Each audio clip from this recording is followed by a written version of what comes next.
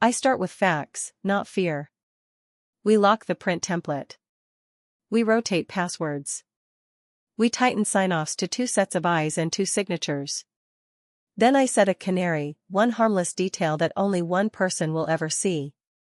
I build a decoy document on my laptop, a mock pricing sheet with a wrong lead time and a phrase no normal person would use, blue sunrise. I share it once, by direct email, to one address, with one purpose line, fast lane pilot, blue sunrise. I CC no one. I print nothing. I send it at 4:07 p.m. to Cole. At 6:32 a.m. supplier I like calls to confirm the blue sunrise lead time reduction. I never asked for a reduction. I never said blue sunrise to a soul but Cole. Her wording matches my planted line so closely it feels like a fingerprint. I thank her, say we're evaluating options, and hang up with my jaw set.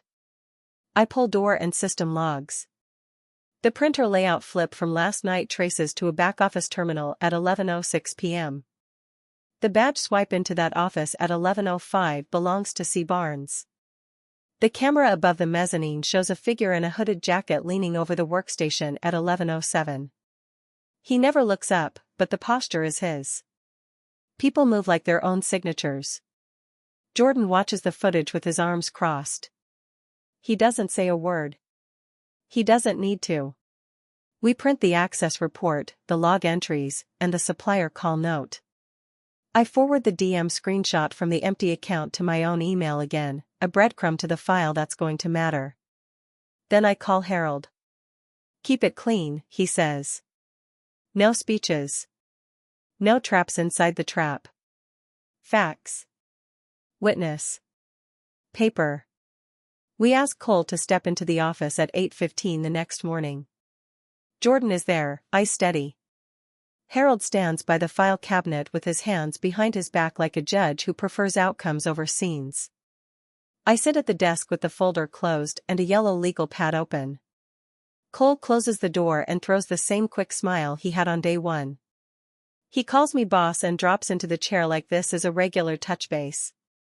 I start with a calm voice and a short list. At 6:32 p.m. yesterday, a supplier called to confirm a change we didn't authorize.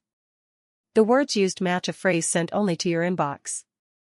At 11:06 p.m., a printer layout changed from a terminal accessed with your badge. At the same time, a camera captured someone at that station. At 5:42 p.m., a discount request went out under our name that I didn't approve. And 3 separate messages referencing our doc and our timeline hit my business account from an empty profile. I slide the copies across the desk one at a time so the paper lands with a soft rhythm. He looks, then leans back like he's watching a show he's already seen. I'm pressure testing, he says. We need sharper margins. Faster turns. I'm doing what it takes to grow us up. We have a code of conduct, I say. No cuts in the dark. No numbers that can't survive daylight. You don't test pressure with unauthorized quotes and altered documents. You don't touch print templates after hours. You don't DM photos of our doc from inside the building. He laughs once, quick, like he can charm gravity. If I hadn't moved pieces, you wouldn't have landed yesterday. You're welcome. You didn't move pieces, I say. You moved lines. There's a difference. And the only reason yesterday landed on time is because we worked the plan we had and fixed what broke in front of us. You don't get to gamble with trust you didn't earn. His smile thins. He looks past me to Harold. Tell her, he says, that scale requires risk. That the real world isn't a classroom with rules on a whiteboard. Harold doesn't blink. The real world is exactly a whiteboard with rules, he says. The companies that pretend otherwise just write theirs in pencil. Cole's jaw tightens. For a second I see the shape of what he wants. It's not a job. It's control. He leans forward, elbows on knees, voice low. Look, Ava. You're good. But you're slow. I can make this faster. Give me admin. Let me work. No, I say. Here's what's happening instead. Effective immediately, you're suspended pending an internal review. Your access is revoked. IT is rotating credentials. HR will follow up with instructions for a written statement. If you have anything company-related at home, you'll return it by 4 p.m. today. You'll be paid through the end of the week. He stares at me like he's deciding whether to explode or laugh. He chooses neither. He stands. He straightens his vest. He looks at Jordan, then at Harold, then back at me. "You're making a mistake," he says. "I prefer the kind I can fix on paper," I say. He leaves without slamming the door. The room exhales. I let the silence sit for 3 beats, then turn to the legal pad and start my report. Timestamps. Names. Attachments. Actions taken. Witness present. Access removed at 8:29 a.m. Vendor list audited. Print templates locked. Dual sign-off confirmed. Harold nods once. "Call the buyer," he says. "Give her the facts before anyone else does." I call Lake and Pine and ask for the same woman who made me earn every inch yesterday.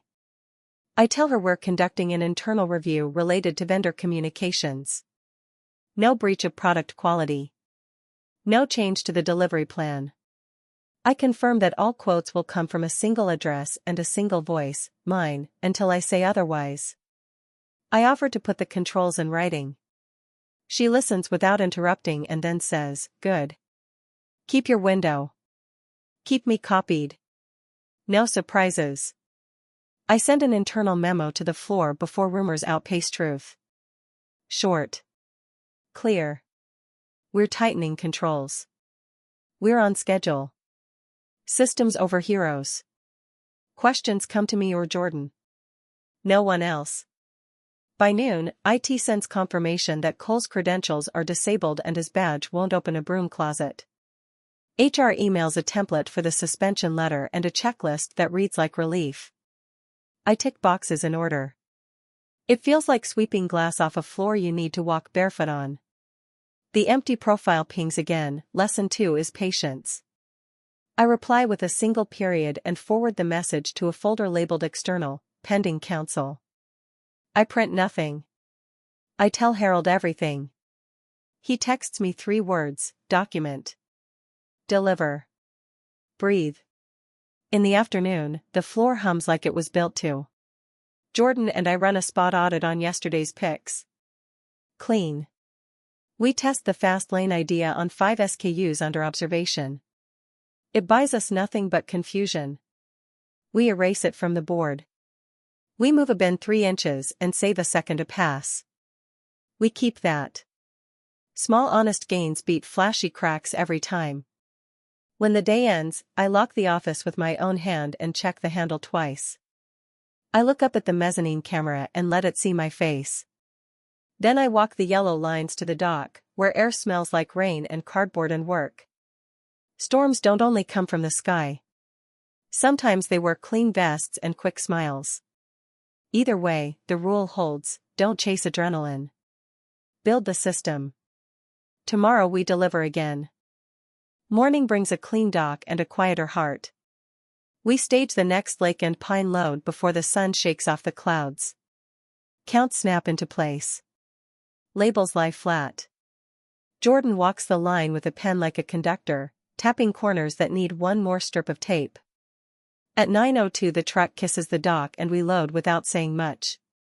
The guard recognizes us now. The clerk scans, green lights blink, signatures land. No adrenaline. Just a system doing what it promised. On the ride back I call the buyer. I give her the numbers before she asks: on time, 0 mislabels, shrink at 0.3. She doesn't hand out compliments. She hands out work. Send your weekly cadence and a single point of contact. I say she already has it, me.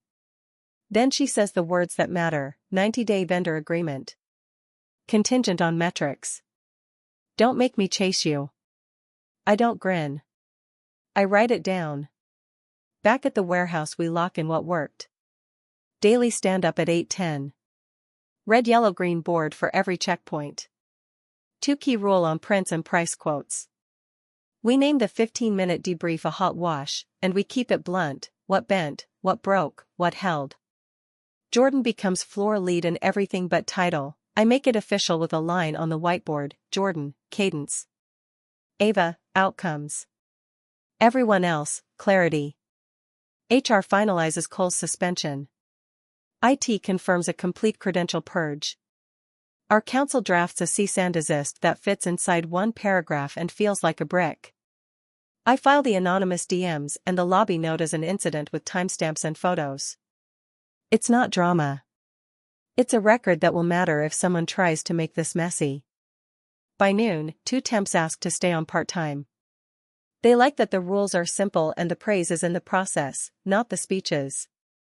We train them the same way we run: count out loud, verify, sign, hand off. I watch their hands stop shaking by lunch. Harold shows up, reads the board, and does the thing he does best: he asks one question that makes the next 6 easier. If you got twice the volume tomorrow, what breaks first? We circle 3 points in red: receiving space, bin congestion on row B, and truck availability in weather. He nods once like the answer is the homework. Then he slips me a card for a small local carrier he trusts and says, "Call if the sky turns." At 2:40 my phone buzzes with an email from a buyer I've never met: Ridgeview Markets, a regional chain that's bigger than our current reality. She heard about our storm run from a friend of a friend. "We value boring reliability," she writes. "If your 90-day with Lake and Pine goes clean, call me." I star it. I don't chase it. Not yet. The Lake and Pine agreement hits my inbox at 3:12. Terms are tight but fair. No mystery discounts. No handshake shortcuts. I push back on one clause: damages on carrier delays outside our control, and offer a documented weather protocol instead. She accepts with a single fine. That word tastes better than great. It means we're doing business, not swapping compliments. We close the day with a floor audit that would make a nitpicker proud. Jordan catches a label that could peel on a rainy day. We fix it and add edge press to the packing ritual. Small, honest gains. No heroics. No holes. On the way home I stop for ice cream because Lily asked for it last month and I said no. I text a photo of 2 flavors and tell the kids to pick. They both choose the wrong one and laugh about it anyway. It feels like a tiny door opening that I didn't have to kick. When I climb the apartment stairs, the hallway is quiet and clean. No notes under the door. No strange envelopes. For a few minutes the world is just spoons and sticky smiles and a math problem that finally balances. Then my email pings. Subject line: Notice of Inspection Request. It's from the city, Occupational Safety and Health, CC to a general complaints inbox. An anonymous tip flagged our dock procedures and labeling controls. Unannounced visit within 72 hours, it reads. My stomach doesn't drop. It steadies. We've been building for this. I forward the notice to Harold and Jordan with 3 words: on it now. Then I open a fresh checklist and title it with the only thing that matters: pass in public. We start before the sun.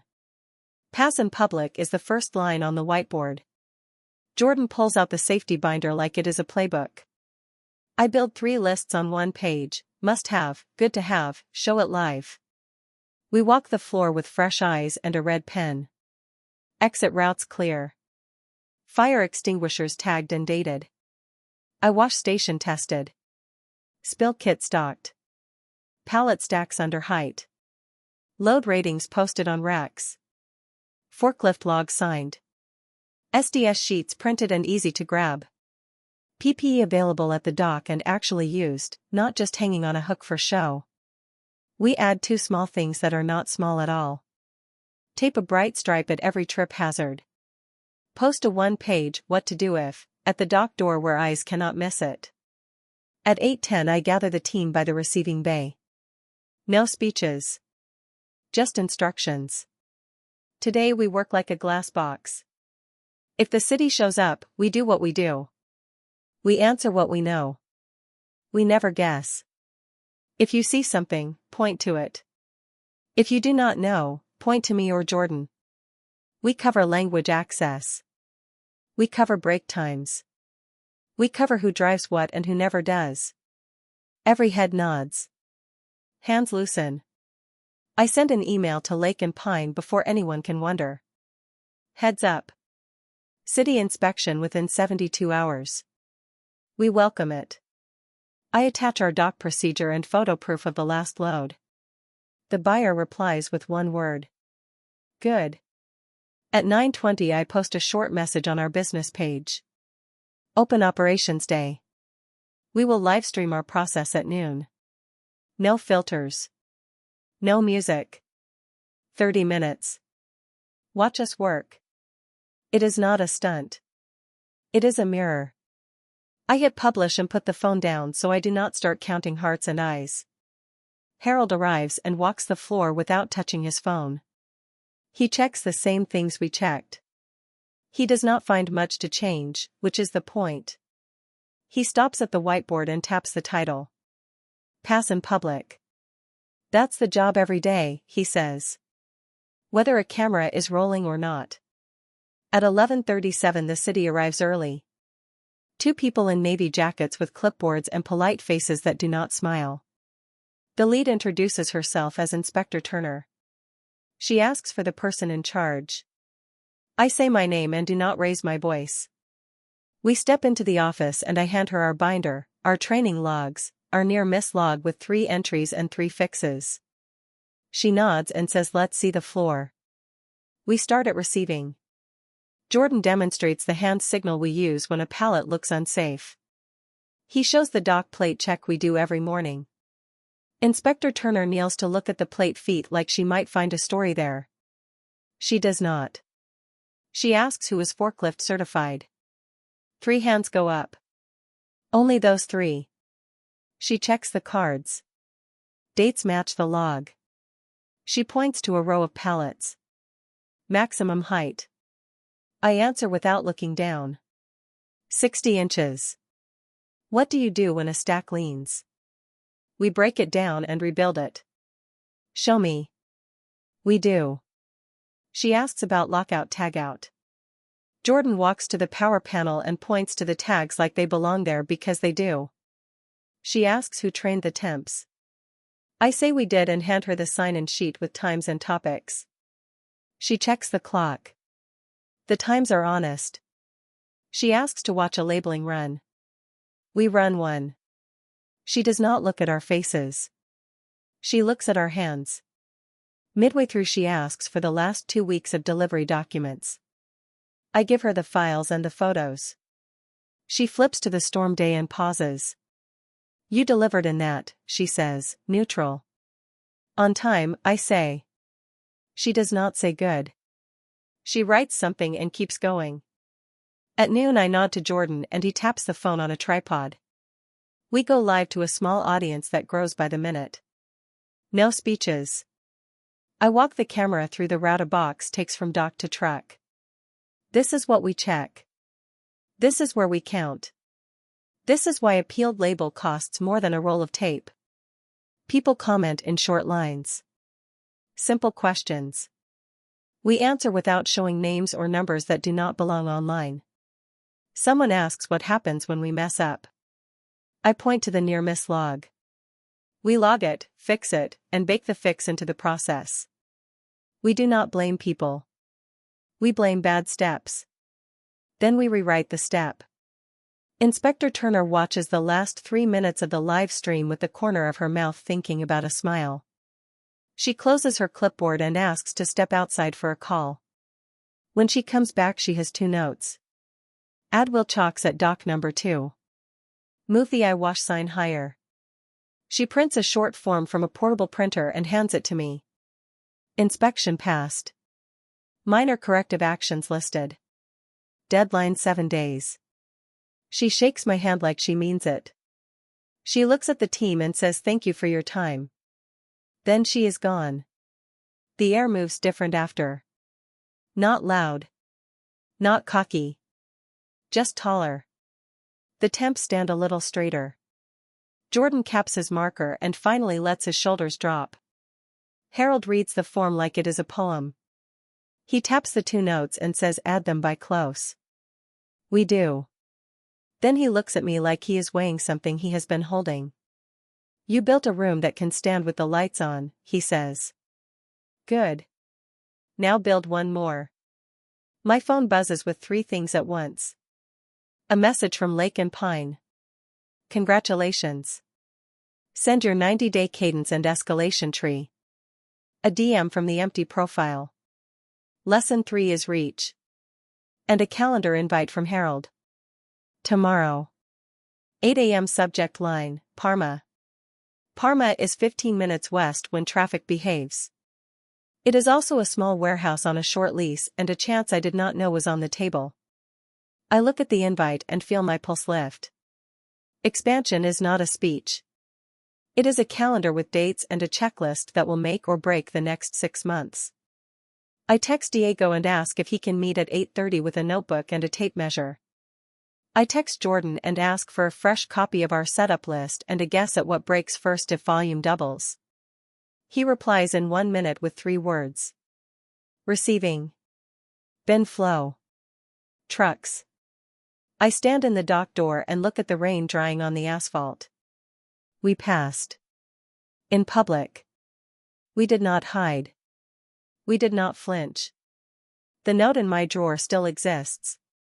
The empty profile still sends lessons I did not ask for. Coal is still suspended and angry somewhere I cannot see. Storms do not end because a form says past. They just change shape. I lock the office and check the handle twice. I walk the yellow lines to the edge of the dock like I always do at the end of a day I want to remember. Then I send one final text to Harold. We are ready. He replies with 2 words that feel like a fuse. 21. Then he adds the rest. Days. No excuses. Day 1 starts with a tape measure and a floor that smells like new paint and old promises. Parma is a box with 4 walls, 1 roll-up door, and a clock already running. 21 days. No excuses.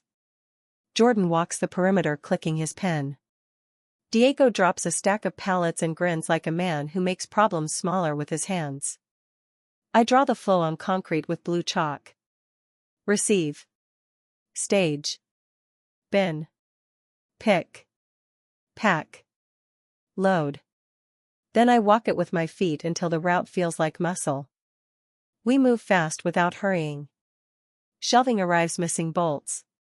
Diego raids a hardware store and shows up with a coffee can full of the right size. The utility company says the power test will be sometime Thursday. I stand at the counter with a copy of our inspection pass and a smile that has an agenda. We get a window by noon. The landlord wants the first month and a security deposit before the sign goes up. Harold wires the deposit while I email the CAD of our sign with the permit number at the top. The printer jams on the bin labels. Jordan tears it down to the rollers and cleans a smear of glue no one else would have found. We run the 5S pass like a ritual. Sort. Set in order. Shine. Standardize. Sustain. We mark every outline on the floor so things have to live where their shape is. We post the same 3 rules in black marker by the dock. No surprises at delivery. No excuses on counts. No heroes. Only systems. Every new person reads them out loud before we hand them a blade. By day 3 the racks stand straight and the bins have names that make sense. A temp suggests color bands for the most moved SKUs. We test it and keep it. A local bakery brings day-old loaves to say welcome to the block. We buy coffee from the cafe next door and ask if their back lot can handle a box truck on rainy mornings. They say yes if we keep it quick and clean. We will. The empty profile pings again. Lesson 4 is reach. I file it and keep building. Cole's name doesn't cross my lips. The work is the only argument I plan to make. On day 6 the first micro load arrives early and crooked. We receive it with counts out loud and a camera pointed at our hands. We catch a mislabel from the supplier and fix it with a fresh print and a note in the lot file. We do not rant. We record. We send a polite email with photos and the barcode data so no one can pretend it didn't happen. The rep thanks us and says they'll audit upstream. Good. Fix the step, not the person. At night we run a stand-up in the empty echo of the new space. 10 minutes. What bent? What broke? What held? The list gets shorter. The smiles get quieter. The work gets more like a song you can hum without thinking. On day 9 the fire inspector wants clearances we can't meet with the current layout. We redraw the map. We push 2 racks back 6 inches. We drop a row to keep the exit pure. It looks worse on paper and works better in real life. He signs and writes "good discipline" in a small tight hand. I keep the form like a souvenir I earned. Day 11 brings the first real truck. Diego rides herd on the dock like a foreman with a stopwatch in his head. Jordan times the pick path and moves a bin 3 feet south to kill a stutter. The difference is a second per pass. We keep it. I build the outbound checklist and add 1 extra line. Edge press labels with 2 fingers on every corner. It sounds silly. It saves a claim. We hire 2 part-time moms who want late shifts after dinner. They count like accountants. They label like artists. We teach them the handoff dance and let them teach us the pace of people who do not have time for nonsense. The floor gets smarter with them on it. On day 14 the storm rolls in and tries to rattle the roof. The power blinks. We wheel the UPS into place and keep printing with the lights flickering. The buyer at Lake and Pine emails a reminder that our 90-day clock is still ticking. I reply with a photo of our board and a note that reads, "Parma goes live on day 21 at 8 a.m. contingency written. Carriers booked." I attach the contingency. She says 1 word. Fine. Day 17 a small thing tries to become a big thing. The carrier for the first outbound from Parma cancels a morning slot. Diego calls a friend who runs a step van and says he can cover half the weight if we don't mind 2 trips. We split the load and add a 3rd backup. We build padding into the plan like a hidden room. The schedule looks ugly. It will work. Day 19 we run a full dress rehearsal. We receive fake product. We pick a pretend order. We load a real truck and drive 2 blocks and back. We time the whole loop and argue about 30 seconds like it matters. It does. Those seconds are the difference between on time and almost. We fix a label template that had drifted a hair to the left. We lock it. We sign it. 2 signatures.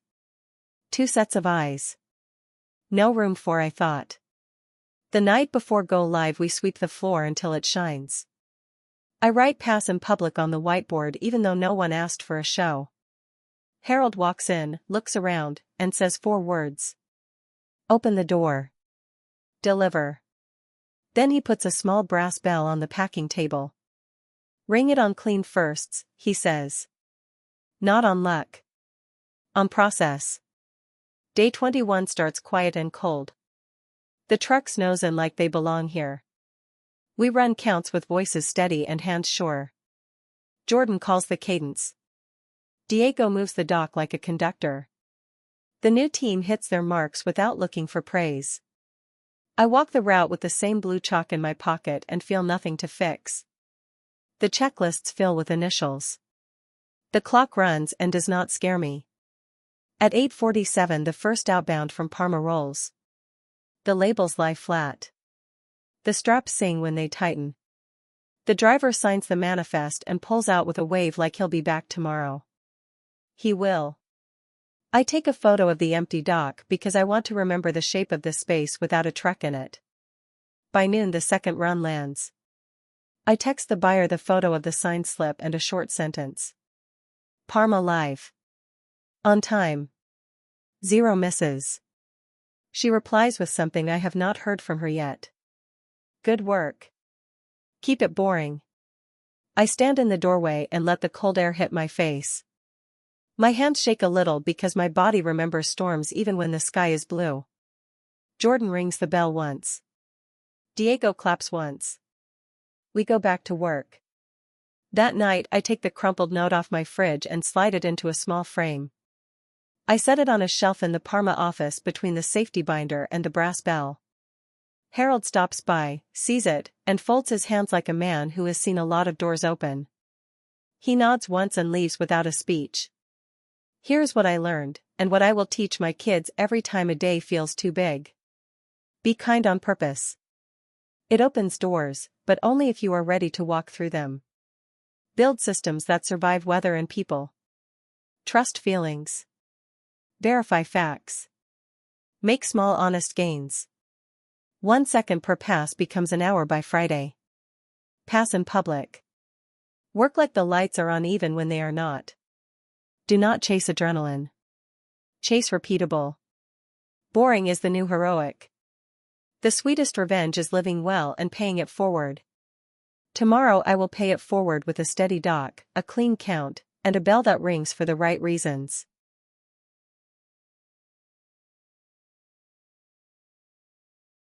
If this story resonated with you, leave a comment. Tell us, have you ever had to heal without an apology? And what gave you the strength to keep going anyway?